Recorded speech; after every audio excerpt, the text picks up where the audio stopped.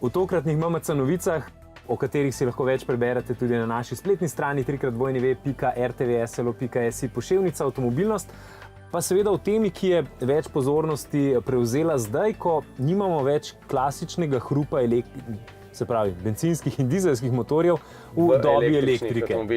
In ena od najbolj zanimivih stvari vožnje z električnimi avtomobili je prav to, da so čisto drugačno tihi. In zato je postalo v ospredju predvsem gradnja avtomobila, kako zelo dobro je kakšen avto izoliran zvočno, kar mimogrede pomeni, da je avto tudi precej težji, bolj kot je izoliran, težji je, kar pa seveda ni dobro zaradi tega, ker je potem poraba električne energije večja, kot bi bila, če bi bil avto lažji.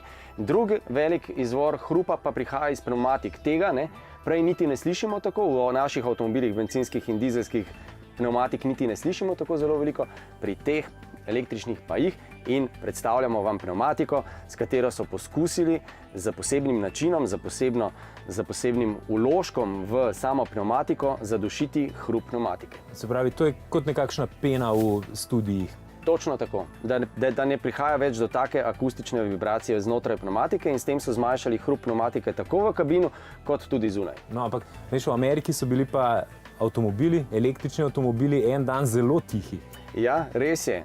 Velik dobavitelj električne energije je čez celo Ameriko ugasnil za en dan polnilne postaje in s tem seveda izdatno podaljšal čas polnjenja. Ampak predstavljajte si, da bi si eden od ponudnikov, recimo benzina oziroma dizla, odločil, da bi za en dan zaprl vse njihove pumpe. Tega ne bi naredil, zato ker je to prevelika izguba denarja. Očitno pa ni tako velika izguba denarja v Ameriki, ker električnih avtomobilov tam očitno še ni toliko. Električni avto pomeni življenjski slog. To pa smo tudi že govorili v naši oddaji Avtomobilnost. Ampak več MMC novic pa seveda v nadaljevanju.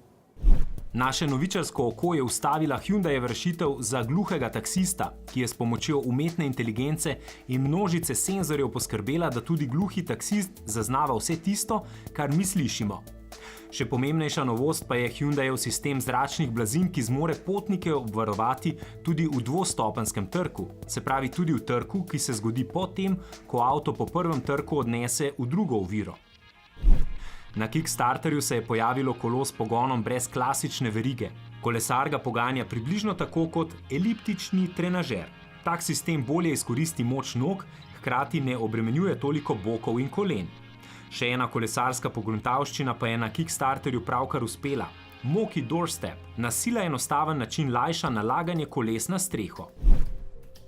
Londonsko letališče Gatwick je svoje parkirišče za dolgotrajno parkiranje opremilo s parkirnim robotom, ki avtomobile parkira tako na gosto, kot jih voznik ne bi nikoli mogel. Na površino, ki je doslej sprejela samo 170 parkirnih boksov, bo robot slačil kar 270 avtomobilov. Pa še eno iz Londona imamo. Tamkajšnje ulice se vizualno spreminjajo. V pločnike vgrajujejo lične majhne električne polnilnice. Bravo!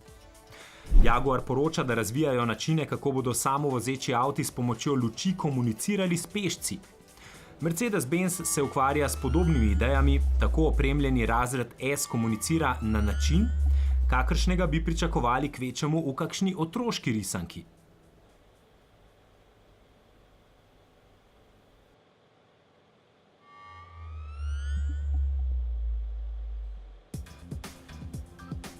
Kitajski Huawei je v Evropski patentni urad vložil patent za sistem, ki zaznava, ali se je v avtonomni avtomobil usedel vinjeni ali zadrogirani voznik. Pred pol leta je podoben sistem predstavil Uber. Nauk zgodbe je, da samovozeči avtomobili vendarle ne bodo predstavljali izgovora za pitje alkohola. Na področju elektromobilnosti je odmevala novica, da sta Toyota in Panasonic ustanovila skupno podjetje za razvoj baterij. To pa ne pomeni, da bo Panasonic svojo proizvodnjo rezerviral za Toyoto. Še naprej bo svoje znanje prodajal tudi drugim znamkam. In vse bolj postaja jasno, da Volkswagenovo sodelovanje s Fordom ne bo ostalo samo pri gospodarskih vozilih. Zato je možno celo, da bo to platformo posvojila še kakšna tretja znamka. Volkswagenov šef za strateške odločitve je namreč za nemški časnik Tagesspiegel uradno povedal, da bo koncern svojo električno platformo ponudil tudi drugim znamkam. Univerza v Kentuckyju pa je izdala raziskavo, ki pravi, da zaradi Ubra in lifta ljudje vse manj uporabljajo javne vlake in avtobuse. Samo v New Yorku se je število uporabnikov deljenja prevozov podeseterilo iz 60 tisoč v 2015 na 600 tisoč v 2018, medtem ko je metro zabeležil 580 tisoč manj potnikov. No, v Luksemburgu se trudijo na javni prevoz zvabiti več potnikov. Pripravljajo vse potrebno, da bo prihodnje leto javni prevoz postal povsem brezplačen. V poglavje nove mobilnosti pa spada tudi ta vest. Ideja, da za mesečno naročnino uporabljamo več Audijev namesto enega lastnega kupljenega, prihaja v Evropo. Audi bo storitev na zahtevo v Evropi kot prvim ponudil Špancem.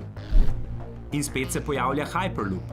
V Združenih arabskih emiratih nameravajo do Expa, ki bo oktobra leta 2020, kot prvi na svetu predstaviti delujoč 10-kilometrski odsek 150-kilometrske povezave med Abu Dhabijem in Dubajem. Zaključimo pa z zabavo. Ford je v svojem kelenskem razvojnem laboratoriju natisnil največji 3D tiskan sestavni del. Sesalni kolektor za Ken blokov poltovornjak za driftanje.